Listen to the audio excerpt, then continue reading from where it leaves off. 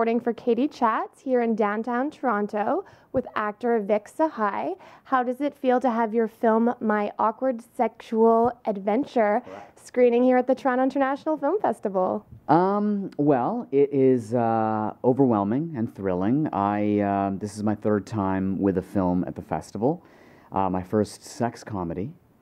But, you know, I am from Toronto, even though now I live in LA, and I have spent years before the last X amount of years kind of peering on the other side of the fence, trying to get into this festival. And, you know, there's a validation. There's something very, very sweet about having your films come out of your hometown and yet still be on such an international stage. It's like there's a lightning rod in your own backyard.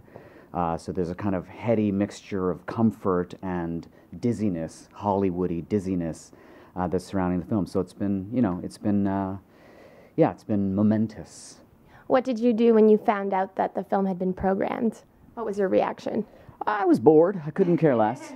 No, I mean, I immediately began planning my trip. I was in Los Angeles, and, you know, the guy who wrote it, Jonas Chernick, is a very, very, very good friend of mine. And though I've had films in the festival before, this one has a very, I don't know, a very special place for me because, you know, when your good friend kind of gets everything he wants, there's a jealousy, but there's also a, more than that, there's kind of a heartwarming feeling about it. So we got to kind of just be on the phone together going, oh my God, I can't believe this happened.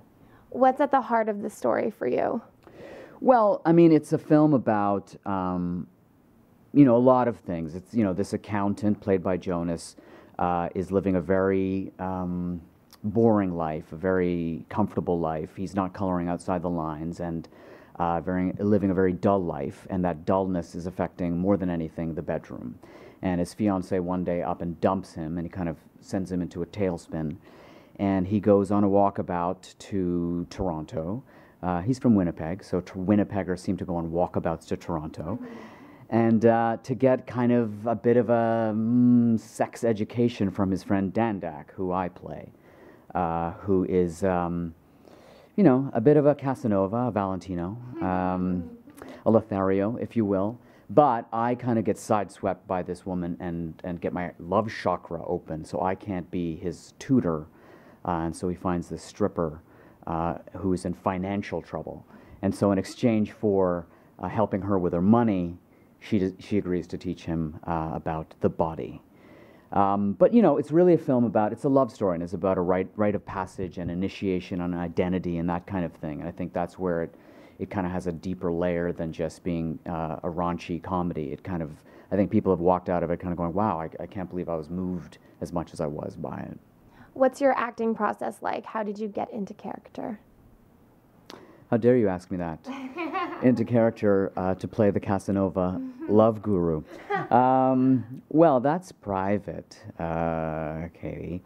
No, it was an interesting moment because I love to do research. I'm a research guy. I kind of go into it that way. I dig deep into the world of the characters and then draw a pipeline between them and myself.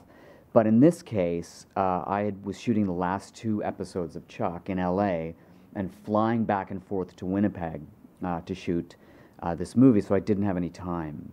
So I had to rely on the writing more than anything. And Jonas wrote the role for me, which is always worrisome, I think, because he was like, you know, the way he talks, he'll be like, okay, so, you know, when they say action, we'll just start improvising. And I was like, oh, for the love of, please take care of the character.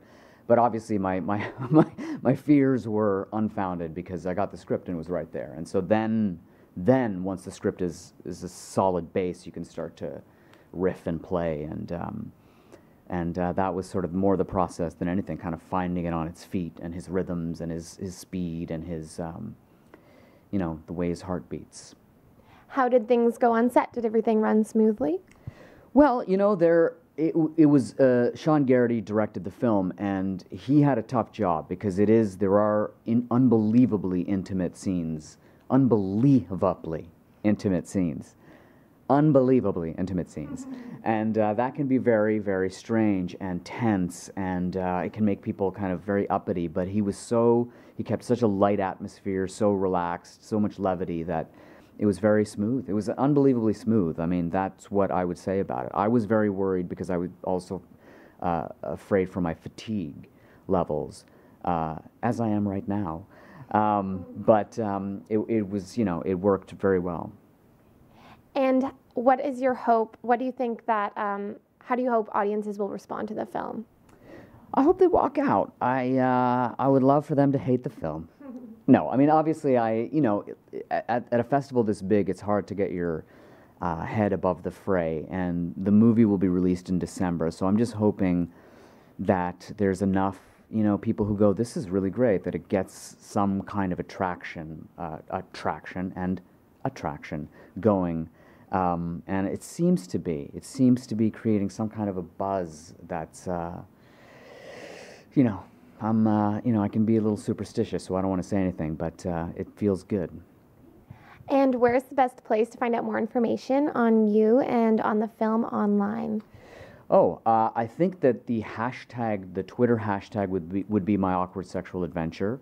So you can go there. And then for me, it would be, I have a sort of a fan Facebook page called VIK SAHAY. And that's all I know at this point. Thanks for trapping me with that question in front of everybody. Great. Well, thank you so much. Congratulations and best of luck at the festival. Film? I think that it's wonderful. I'm Katie Uhlmann reporting for Katie Chats here in downtown Toronto.